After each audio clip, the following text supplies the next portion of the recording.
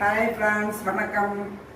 இன்றைக்கி நம்ம என்ன ரெசிபி பார்க்க போகிறோம்னா உளுந்தஞ்சோறு, மொச்சை, கத்திரிக்காய், வாழைக்காய் எல்லாம் போட்டு ஒரு புளிக்கறி தாங்க பார்க்க போகிறோம். என்னென்னாங்க புழுங்கல் அரிசிங்க. இது ரேஷனில் நான் வாங்கின அரிசியில் தான் பண்ண போகிறேன். நல்லாயிருக்கும். அரிசி 2 எடுத்துக்கிடலாம்.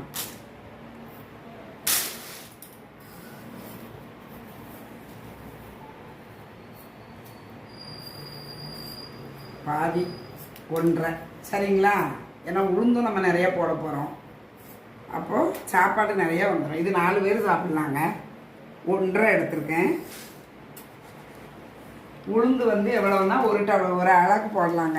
எவ்வளோ வேணாலும் உளுந்து போடலாம், நல்லாயிருக்கும். இது கருப்பு உளுந்து, தொடி உளுந்து.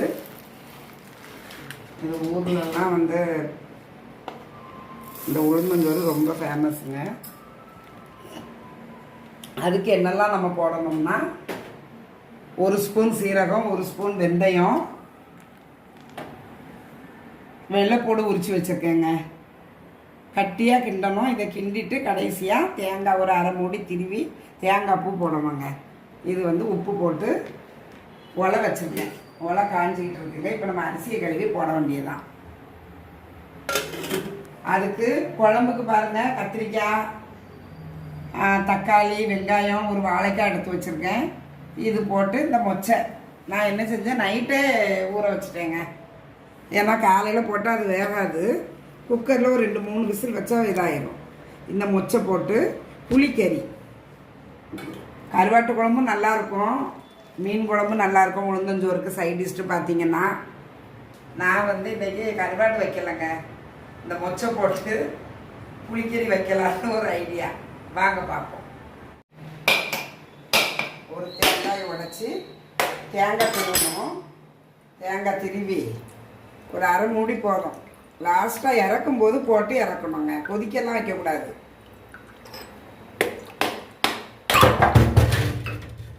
தேங்காய் தண்ணி போச்சுங்க.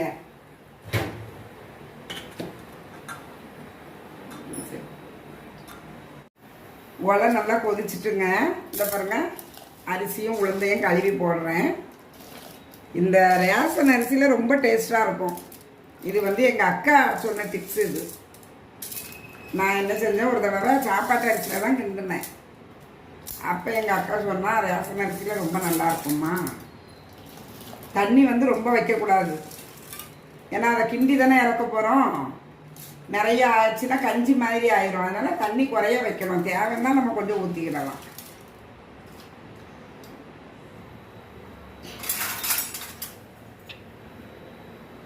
இந்த அரிசி நல்லா கொதிக்கும் போது இந்த வெள்ளைப்பூடு, சீரகம், வெந்தயம் வச்சுருக்கோம் பாருங்க, அதை போடணும். இப்போ போட வேண்டாம்.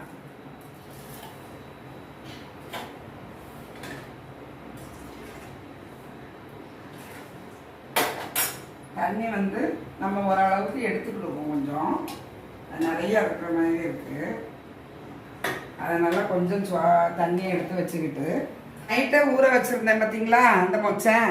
இதை குக்கரில் கொஞ்சம் 2-3 விசில் வச்சுருவோம். அந்த சுடு தண்ணி இருக்குது பார்த்தீங்களா, அதை கொஞ்சம் ஊற்றுறேன். சீக்கிரம் வெந்துடும்.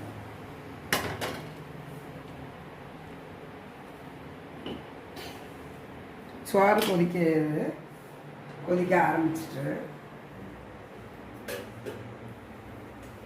இது குழம்புக்கு வெங்காயம், தக்காளி அறுக்க போகிறேன்.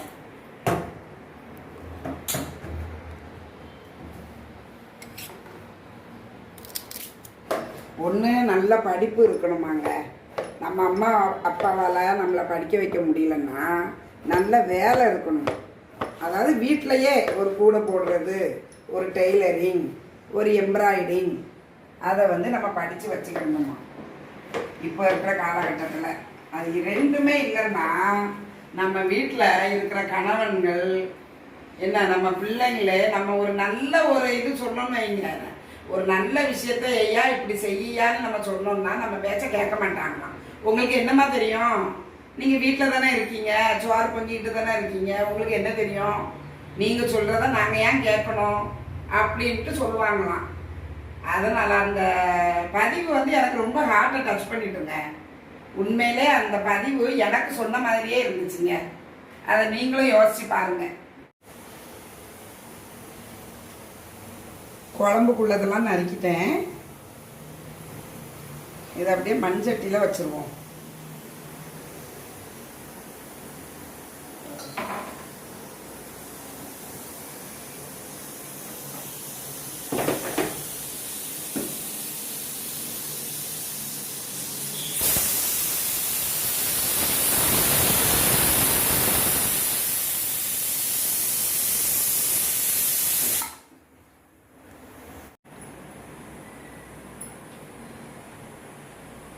சட்டிலேயே குழம்பு வச்சிடணும்.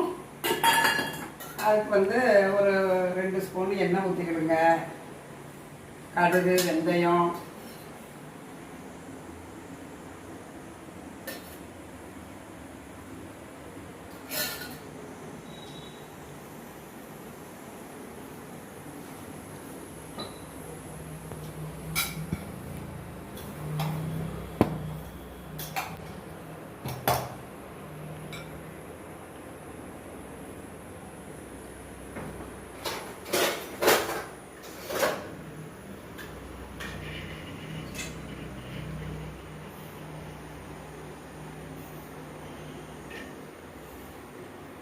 குழம்புக்கு தேங்காய், நறுக்கி வச்ச வெங்காயம்,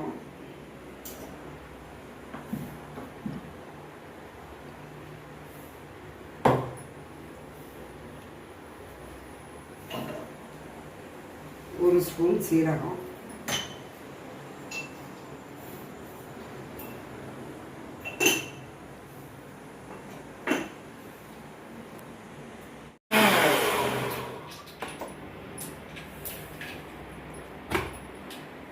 இது குழம்புக்கு, புளிக்கறிக்கு. இப்போ கடுகு வெடிச்சிட்டு வெங்காயம்,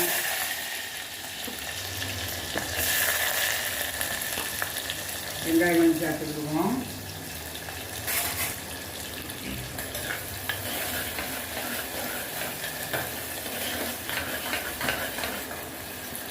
தக்காளி ரொம்ப வேண்டாங்க, ஒரு 2 போட்டால் போதும்.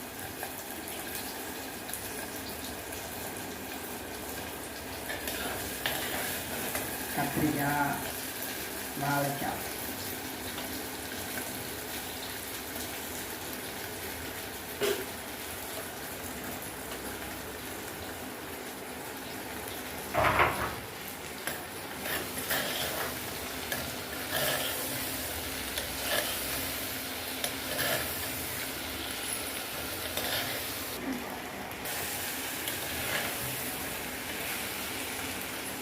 இதுக்கு தேவையான உப்பு,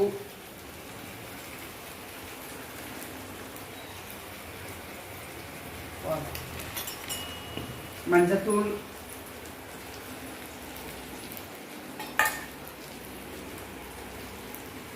தேவையான மஞ்சத்தூள்,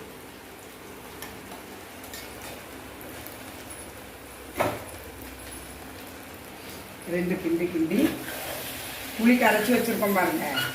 இந்த மசாலாவையும் அதில் ஊற்றி கொஞ்சம் வேகட்டும். காய் நம்ம மூடி வச்சுட்டு மற்ற வேலையை பார்ப்போம். 5 நிமிஷம் வேகட்டும்.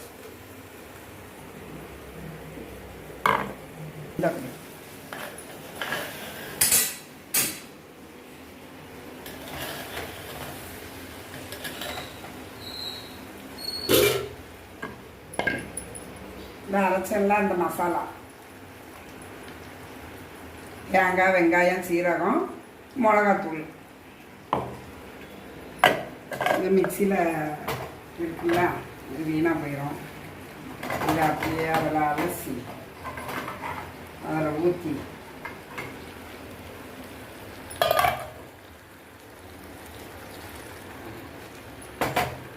புளிங்க. குழம்பு மாதிரி ரொம்ப தண்ணி வைக்க வேண்டாம், ஏன்னா இது கட்டியாக இருந்தால் தான் தொட்டு சாப்பிட நல்லாயிருக்கும். முருங்கைக்காய் போட்டால் நல்லா இருக்குங்க. முருங்கைக்காய் மார்க்கெட்லேயே இல்லை.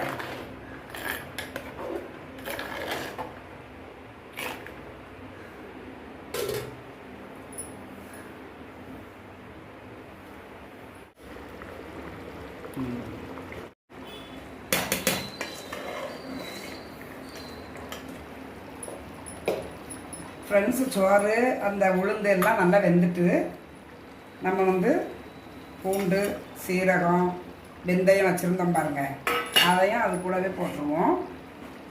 தேங்காய் திருவி வச்சுருக்கேன், ஒரு 5 நிமிஷம் கழிக்கட்டும். கழிச்சதுக்கு பிறகு தேங்காய் திருவி இறக்கிற வேண்டியதான்.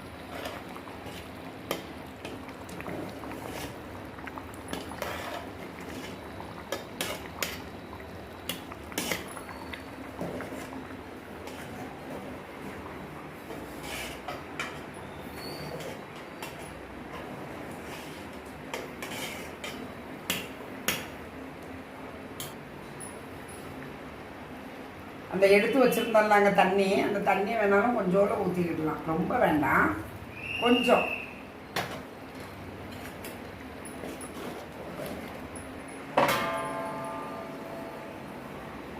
இந்த மொச்சை நல்லா வெந்திருக்குங்க. இதை நம்ம குழம்புல போட்டுருவோம்.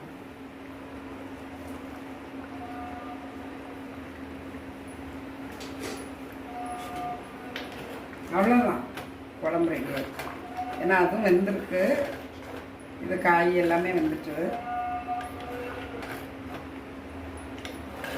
இது இந்த உளுந்தஞ்சோறுக்கு தொட்டு சாப்பிட்ற புளிக்கறி.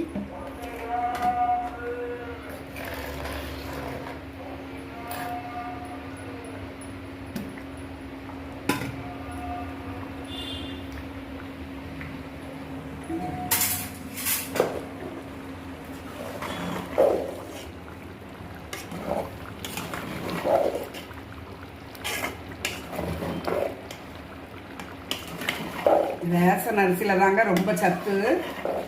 சுகர் இருக்கிறவங்க கூட ரேஷன் அரிசி தான் சாப்பிட்லாம், டாக்டரே சொல்கிறாங்க. அதில் வந்து இன்சுலின் வந்து அந்த அளவுக்கு சாப்பிட்ட உடனே அதிகமாகலாம்.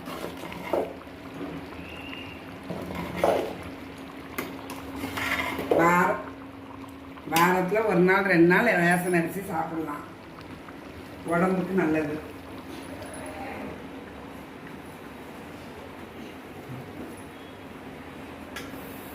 இப்போ பாருங்க, சாப்பாடு நல்லா கட்டியாகிட்டு பற்றிங்களா, எப்படி இருக்குது பாருங்க. இப்படி வச்சு சாப்பிட்ற வாழை இலையில் வச்சு சாப்பிட்டா சோறு கொண்டான்னு இழுக்குங்க. இப்போ வந்து தேங்காய் போடணும்.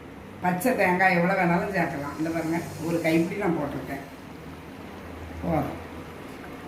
போதும்.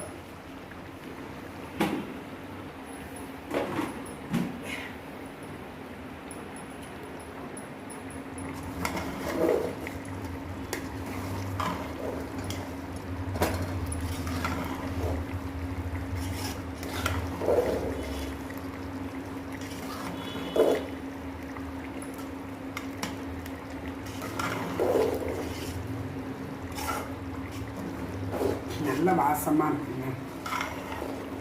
இந்த சாப்பாட்டுக்கு எண்ணெய் கிண்ணெல்லாம் ஊற்றக்கூடாதுங்க.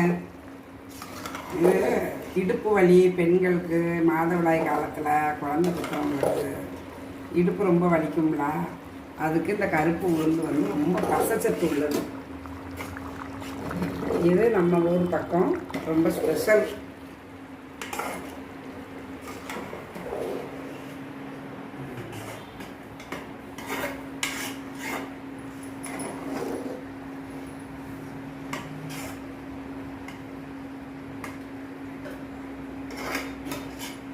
ரெடி ஆயிட்டு, சாப்பாடும் கிட்டத்தட்ட ரெடி ஆயிட்டுங்க. சாப்பிட்டு பார்த்துட்டு சொல்றாங்க.